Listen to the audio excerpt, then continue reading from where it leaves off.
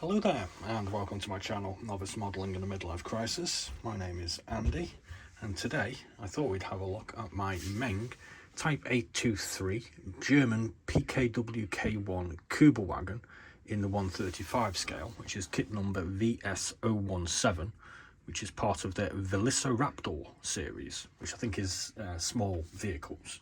I know larger vehicles they call the Tyrannosaurus range. Now I thought it'd be interesting to do this as a sort of follow-on from my kit comparison video the other day, which you may or may not have watched, which compared our trusted and trustworthy Tamiya Kubelwagen Type 82 and then compared that against a modern standard Type 82 Kubelwagen from Meng as well. This one being a 2024 kit, the Tamiya originating way back in 1997.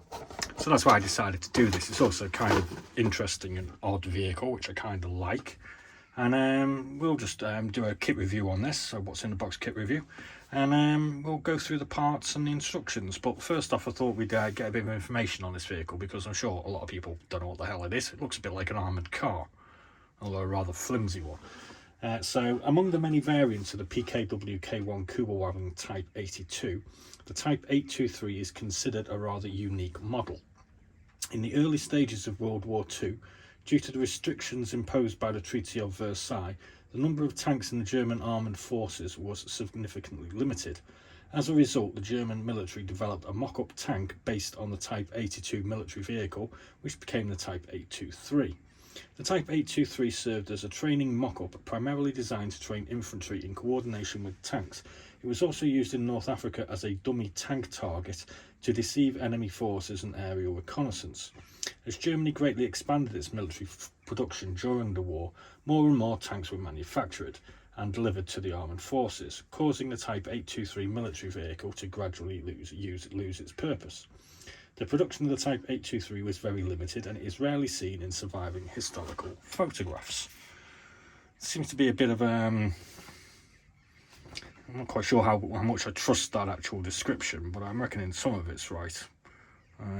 Answers on a postcard if you want to do a little bit more research and tell us a little bit more about it. I mean, it's certainly a training vehicle, but I think the dates might be a little bit vague or unreliable maybe, I'm not sure.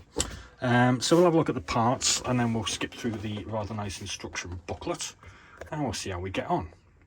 So I'll look at this sprue first, and as we can see this is the interior panel of the floor pan. A lot of nice detail on there. It's very similar parts to a lot of the Kubelwagen parts as well, and that is the under part of the floor pan. Obviously it needs parts attaching, so it is a little bit more complicated than the standard Tamiya Kubelwagen, it can be said. So we've got what we've got here. We've got looks like a steering rack, and we've got an axle maybe. As part of the wheel supports, we've got our looks like our rear hatch to the engine. Maybe no, that's the rear hatch to the engine. This is obviously a interior bulkhead part. Then in that case, we've got parts of the exhaust system, which is a twin exhaust. What are these bits? I'll have to look at the instructions for those. We've got some interior pedals. Whoops, a nicely detailed gear stick. That's looking like the fuel tank. Got some headlamps here, some door handles maybe. As you can see, the headlamps are open, so there are clear glaze parts to go in there as well. These nice parts here, these are like the running boards that go on the interior, so they go in there. So it gives you the opportunity to paint those up separately before sticking them in. What's that? Not sure. Steering wheel, bits of the transmission and the engine. That's the protective cover for the axle. That's the front section here, which joins the bumper. A very nicely detailed instrument panel. A couple of seats that show they do show a little bit of ripples on them. These are seat frames. And that's about it for the first sprue. Second sprue, we have the frunk or trunk or bonnet or whatever you want to call it. This is the roof, so obviously we've got a space here to get our turret on, which is here. There's the turret. This piece here is this is part of the flooring, so you can see where the gear stick goes here. So this goes over, sort of goes there like that. It's obviously a sort of a new floor to allow it for this sort of semi-armoured car, training vehicle, whatever it is. This is the hatch for the rear. Well, it's the hatch opening anyway. That's the hatch there, and as you can see, it's got a space there for a glazed section. That's our God, what's it called? Windscreen. That's our windscreen, which is slightly larger than the standard one to make, you know, it's got a higher sort of roof on it. That's the rear of the vehicle with our engine compartment. We've got what looks like an ammunition can to go inside the vehicle.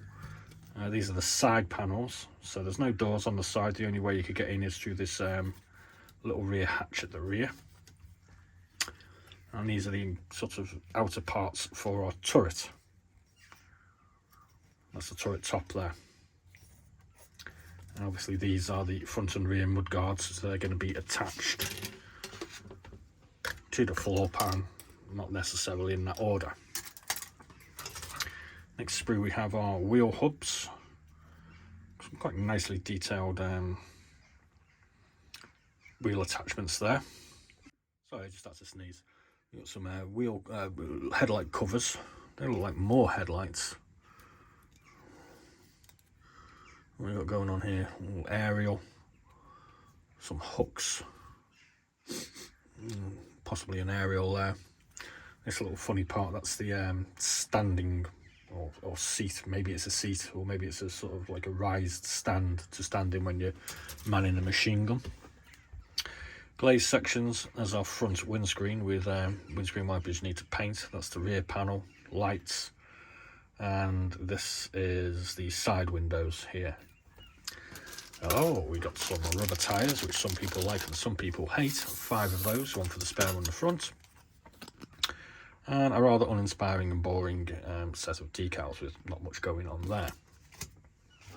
So let's have a look at the instructions. As we can see, we get a sprue diagram for starters. A load of information, and we can start with section 1 here, which is attaching parts to the floor pan. Chassis assembly titled, and on section 2 we're doing chassis assembly 2.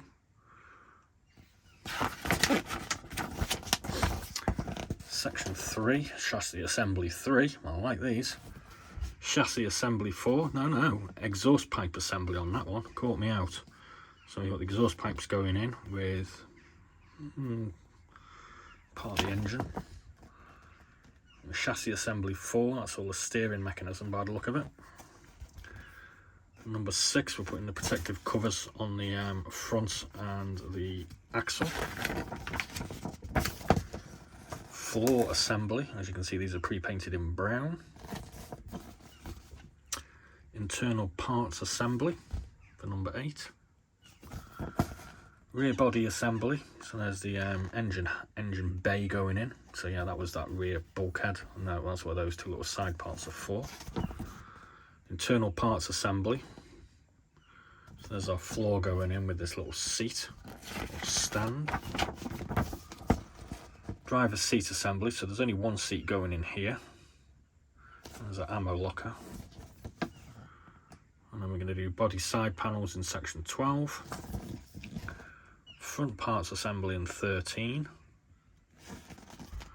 Rear parts assembly 14. It's all very easy to follow this, it's not very complicated. Rear body parts assembly 1. Windshield assembly, so that's front and rear. Stick our roof panel on our spare wheel. And we've got the other wheels to do. Shows us how to put them on. Really good instruction book. Turret assembly. Headlights assembly. some different variants there, variations you can do. Rear view mirrors, rear body parts assembly, and that's what it ends up like.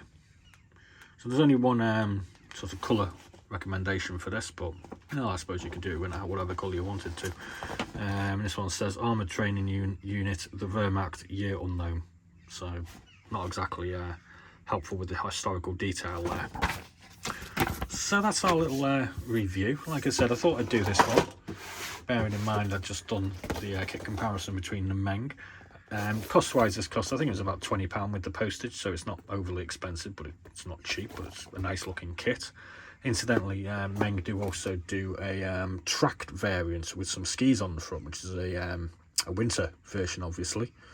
That's a bit more expensive. I think the track and skis are resin parts, maybe. I'm not 100% certain, but it goes for about 40 quid at the moment, so I haven't picked that one up, but I think I probably will do it sometime in the future.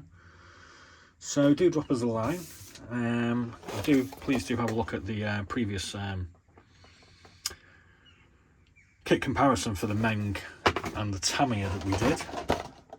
For those of you looking out for current production and what's going on with my Sturmovik, we haven't got very far, much further than our released video a couple of days ago. Unfortunately, we've been building Mars Kitchen. We're nearly there now, so we'll be back on track with building some models. Just got to do the wallpaper and the tiling. Oh geez, not looking forward to that. So please do check out this kit comparison review, and I will remind you that there are in excess of 250 what's in the boxes currently on channel, split around about sort of 60-40, 40% 135s and 60% 172 aircraft and accessories and stuff. So thanks very much for watching. Please do like and subscribe, and as always, be seeing you.